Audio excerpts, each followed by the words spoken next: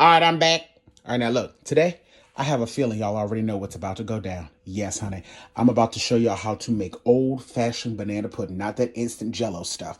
This is what you're gonna need. 16 ounces of whipped topping. You can make yours from scratch if you would like, or you can put a meringue. That's completely up to you. I actually prefer the Cool Whip.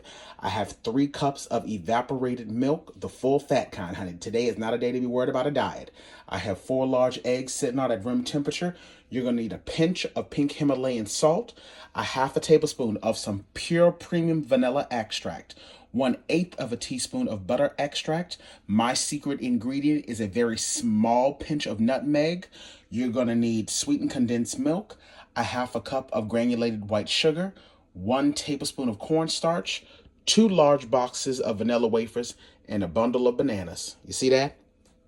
You see that? You see that? Don't ask me for the damn ingredient list. Now, come on. And I can't believe I almost forgot this, child. You need the sweetened condensed milk. Now, come on. Your saucepan, go on ahead and add in your 3 cups of your evaporated milk. Add in your half a cup of your white granulated sugar. Turn your heat on a low temperature. You want to let this move nice and slowly. We're not trying to burn anything, so I have mine on about a 3 right now. I'm going to add in about roughly half of this can of the sweetened condensed milk.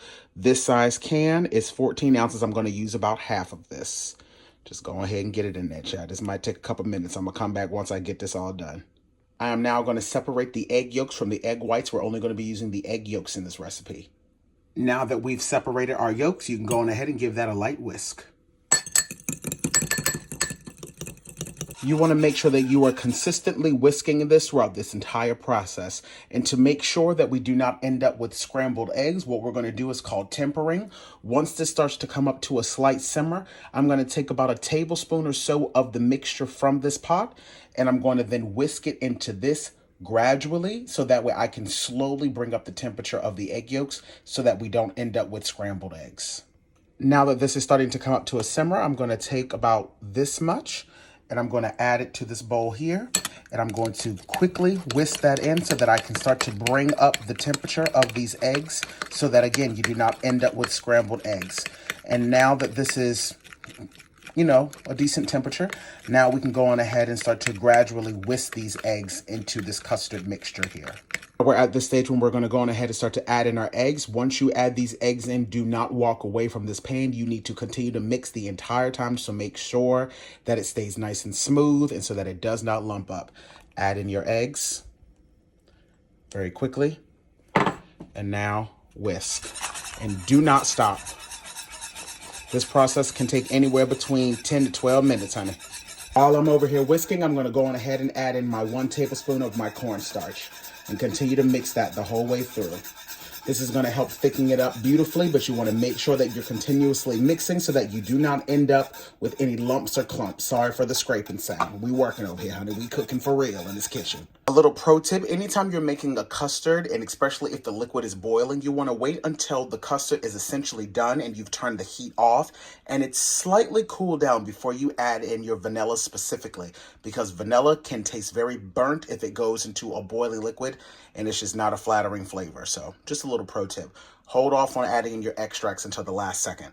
And like I said, this process of making your custard itself can take anywhere between 10 to 12 minutes. You'll know when your custard is done and when you can turn the heat off, when you can add a spoon in the mixture and it coats the back of the spoon. That's when you'll know that it's done. You see how nice and silky and smooth this is? That's what you want. You don't want there to be any lumps or any clumps. This is almost done.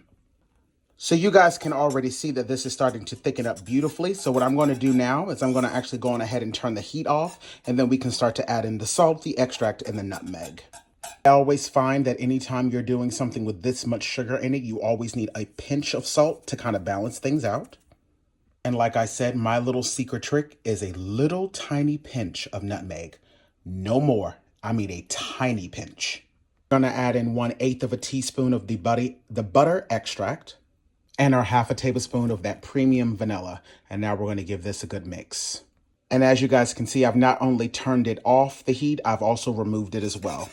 And now we're just going to give this a good mix. And now your custard mixture is totally done. And the reason why I like to do this first and kind of get it out of the way is because I like for it to start to slightly thicken before I start to add it to the bananas and the cookies. Now, if you don't mind, or if you're a person that prefers for your Nilla wafer cookies to be on the softer side, then you can absolutely pour it in over hot and then just allow it to cool down in the fridge. Some people like to eat theirs hot. I don't really understand that. I don't prefer to eat mine that way. So this is what I like to do. I like to get my custard mixture made, and then I like to allow it to start to cool off while I'm chopping up my bananas, getting everything cleaned up. And then by the time I come back, this should be nice and room temperature. It'll also thicken up a little bit, which again will allow my cookies to stay, slightly firm. They won't turn into complete mush. Now, when it comes to layering a banana pudding, honey, you do what you want to do. If you are a person that likes more cookies, add more cookies. If you are a person that likes more bananas, add more bananas. Vice versa. If you are a person that likes less bananas with way more cookies, you understand what I'm saying here. It's customizable. You do what you want. I always start out with a layer of cookies right across the bottom. And honey, now I just go across the bottom and I just chop in some bananas. I don't like for them to be too thin. I like them to have a little bit of bite to them. I love bananas in my banana pudding. That is the whole purpose.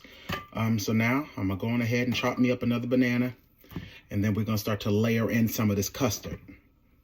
I'm now gonna go in and pour in a little bit of the custard right across the top. That it looks just like that. And now I'm gonna do another layer of cookies and bananas. You get the gist.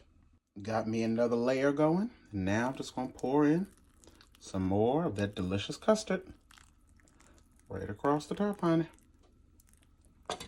Just like that. And I'm probably gonna do one more layer. And that is perfect. Now I'm gonna go in with just this last little bit right across the top, honey. And then this is good to go. Then I like to get me a little metal spoon and just do a light pat, just to make sure that everything is down up in there just the way I want it to. If y'all could smell this house, my God. See, and this is the reason why making it the old school way is the best way. Because as you see, we didn't have to add in any artificial banana flavoring.